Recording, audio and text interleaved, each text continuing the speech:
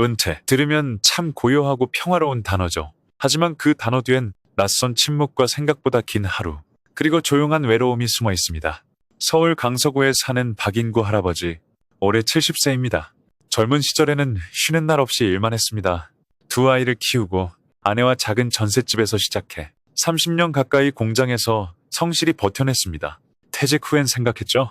이제 좀 쉬어야겠다. 인생 참 잘 살았다.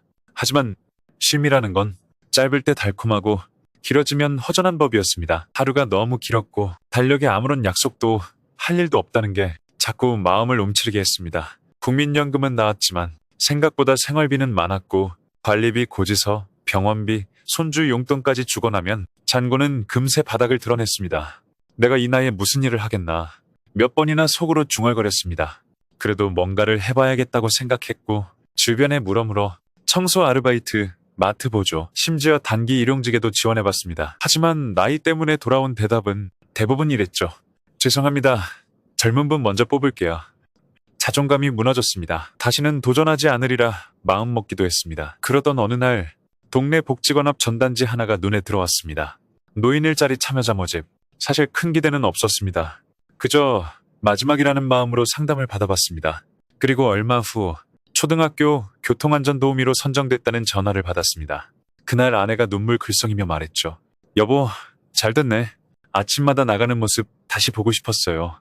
첫 출근 날 노란 조끼를 입고 초등학교 앞 횡단보도에 섰습니다. 할아버지, 안녕하세요. 라는 말을 기대했지만 그저 묵묵히 신호를 기다리는 아이들과 옆에서 아이들과 담소를 나누는 학부모들이었습니다. 요즘 아이들은 그리 부침성이 좋지 않지만 그래도 달려오는 아이들 목소리를 들으면 언제나 기분이 좋습니다. 무엇보다 밖에 나와 내가 할 일을 시작하니 오랜만에 심장이 뛰었습니다.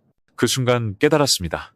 나는 아직 사회에 필요한 사람이라는 걸요. 주 3일, 하루 몇 시간 안 되지만 한 달 수입은 그래도 몇십만 원 정도가 되더라고요. 작은 금액이었지만 그 돈은 단순한 수입이 아니라 내 존재감이었습니다.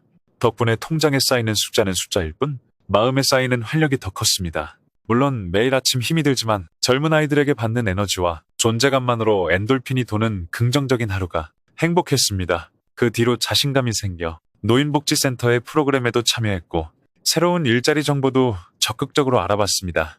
나이가 들어도 배울 수 있다는 것은 뇌가 젊어지는 길이라 생각이 들더라고요. 그리고 어느 여름 근처 복지관에서 봉사활동 안내를 받았습니다. 점심 도시락 배달, 급식 배정 같은 일이었죠. 돈은 안 주지만 가볼까?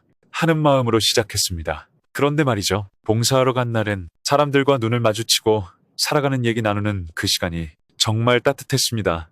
그리고 끼니도 챙겨주니 얼마나 알뜰살뜰하게 사는 인생입니까? 누군가에게 힘이 되어줄 수 있다는 건 세상에서 가장 값진 일이었습니다. 이제 박성호 할아버지는 말합니다. 일이든 봉사든 하다 보면 실패할 수도 있고 허탕칠 수도 있어요. 근데 그걸 두려워하지 않았으면 좋겠어요. 한 번 안 됐다고 인생 전체가 안 되는 건 아니더라고요. 그리고 조용히 덧붙이셨습니다. 끼니를 걸을 때도 있죠. 근데 말이에요. 사람들과 이야기 나누며 그 하루가 따뜻하게 끝나면 이보다 행복할 수 있을까 싶어요. 나는 오늘도 감사할 수 있어서 참 고마운 인생이에요. 우리의 삶이 끝나는 시점은 나이가 아니라 시도하지 않을 때입니다. 도전하세요. 실패해도 괜찮습니다. 다시 시도하고 길이 없으면 돌아가면 됩니다. 두 번째 인생도 충분히 반짝일 수 있습니다.